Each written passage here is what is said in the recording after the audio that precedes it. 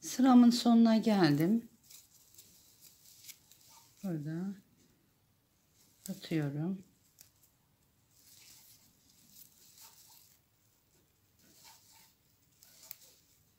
Bir,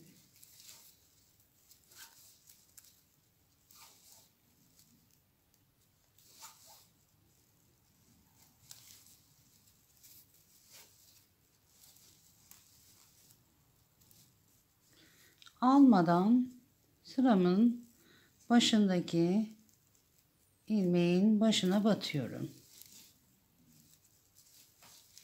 Hepsini birden çekiyorum. 1 2 3 zincir çekiyorum. Modelimiz ortaya çıktı. Bakın. Şimdi 3. sıramızda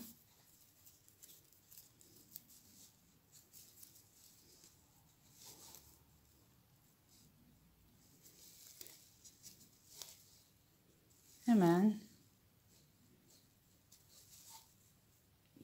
yuvaya battım. 1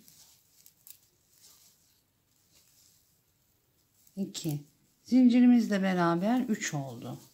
Çekiyorum. 1 2 3 zincir çektim.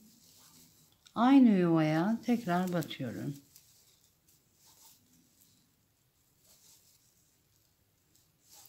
1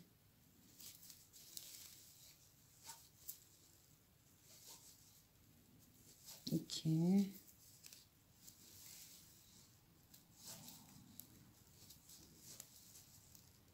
3. Şimdi yandaki yuvamıza, şu boşluk olan yere, zincir olan yere değil, boşluğa batıyorum. Alıyorum.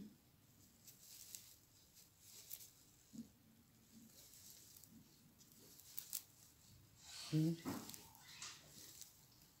2 3 ve hepsini birden çekiyorum.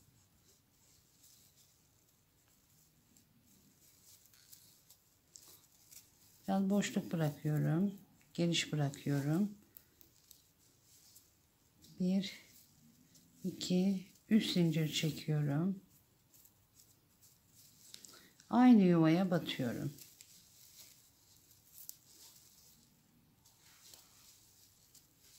1 2 3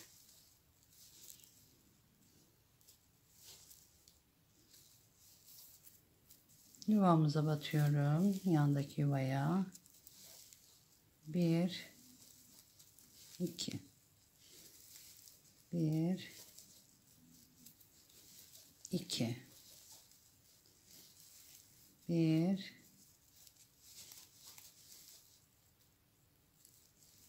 2 hepsini birden çekiyorum.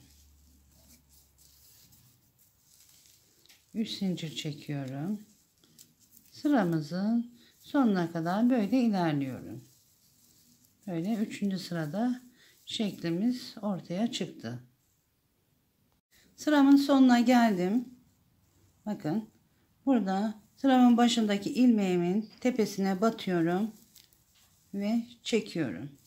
Bir zincir çekiyorum. Bakın modelimiz ortaya çıktı. Şimdi ilk yuvaya, şuradaki yuvamıza sık iğne yapıyorum. Zincirli olan yere 5 tane sık iğnesi yapıyorum. 2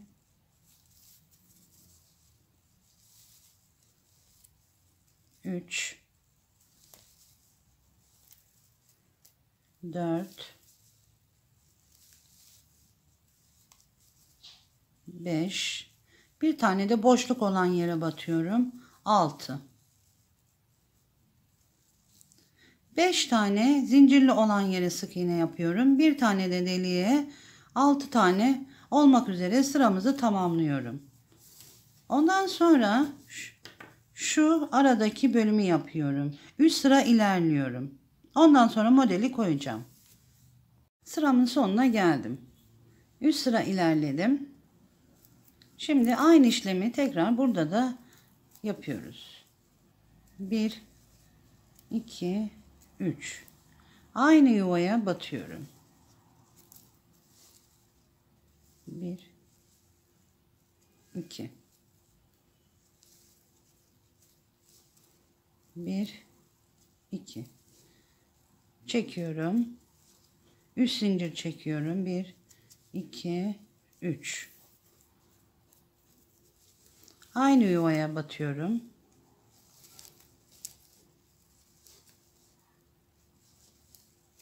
1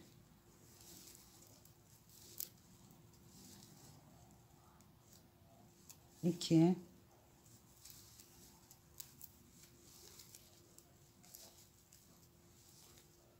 3. Tığımda bırakıyorum. Alıyorum. 1 2 3 4.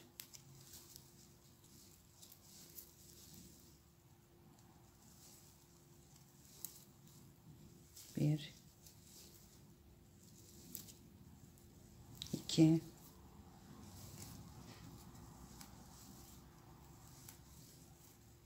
üç. Hepsini çekiyorum. Biraz gevşek bırakıyorum. 1 2 3. Aynı yuvaya batıyorum. 1 2 1 2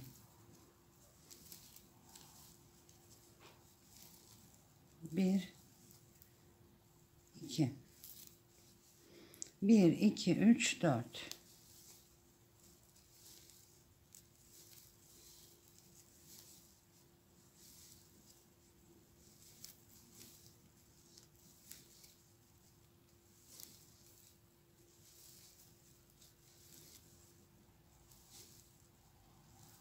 Hepsini birden çekiyorum.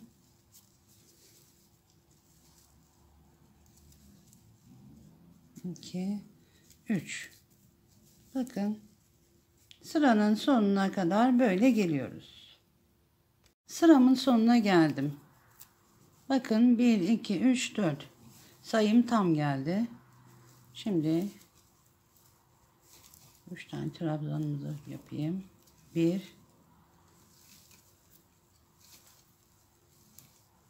2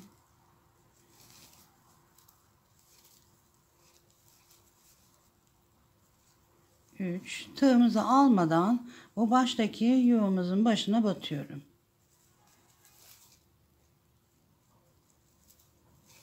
Ve çekiyorum. 1 2 3 zincir. Bakın birleşti. Çiçek meydana geldi. Şimdi 3 zincir çektim. Şu yuvama batıyorum. 1 2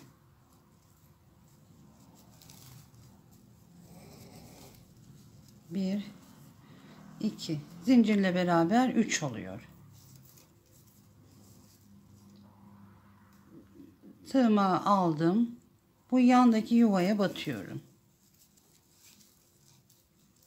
1 2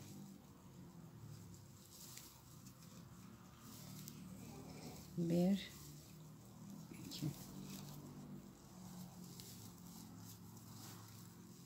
1 2 hepsini birden çekiyorum. Burayı biraz sık yapabilirim. Artık son sıramız. Şimdi 1 2 3, 4 zincir çekiyorum burada. Artık kenar işlemini yaptığımız için zincirlerde, zincirli örgülerde esneme olmadığı için 4 zincir çekiyorum ki şapkamızın ucu gergin durmasın. Şimdi aynı yuvaya batıyorum.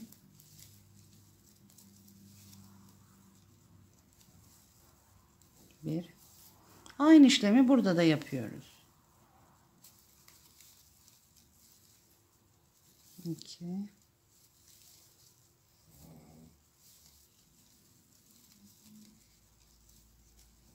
Tığımda kalıyor. Buradaki yuvama batıyorum. Sıranın sonuna gelelim.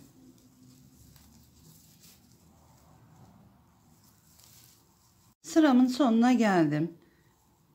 Sıranın başındaki ilmeğimizin tepesine batıyorum ve çekiyorum. Bir zincir çekip birleştiriyorum.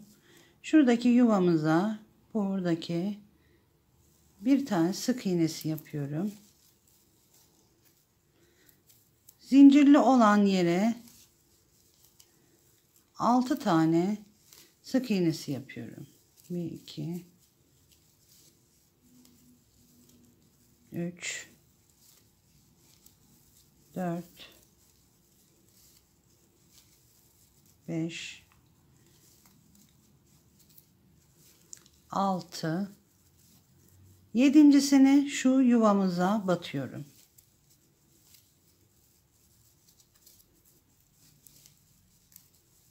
Bir, 2, 3, 4,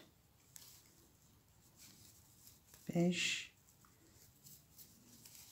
6, 7. Sıramızın sonuna kadar böyle tamamlayalım. Sıranın sonuna geldim. Kenarları yapıyorum. Bir zincir çekiyorum. İlk yuvamıza batıyorum. Bir zincir çekiyorum. Şu alttan alarak çekiyorum. Bir zincir çekiyorum. Yuvaya batıyorum. Bir zincir çektim. Yuvaya battım.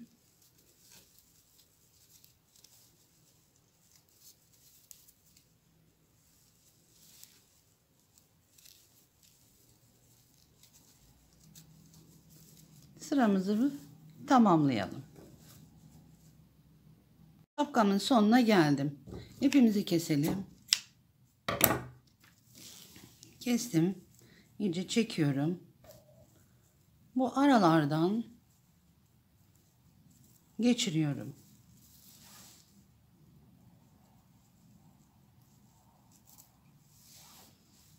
İpimizi böyle kaybedelim.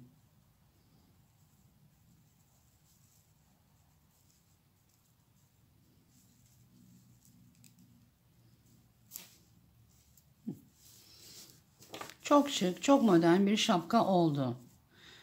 Şapkaları böyle katlayıp çantamıza rahatça koyabiliriz. Çıkarttığımızda hiçbir şekli bozulmadan kullanılabilir. Gayet modern, şık bir şapkamız oldu. Yardımcı olduysam çok mutlu oldum. Irmak Örgü İşleri kanalıma abone olmayı unutmayın. Hoşça kalın.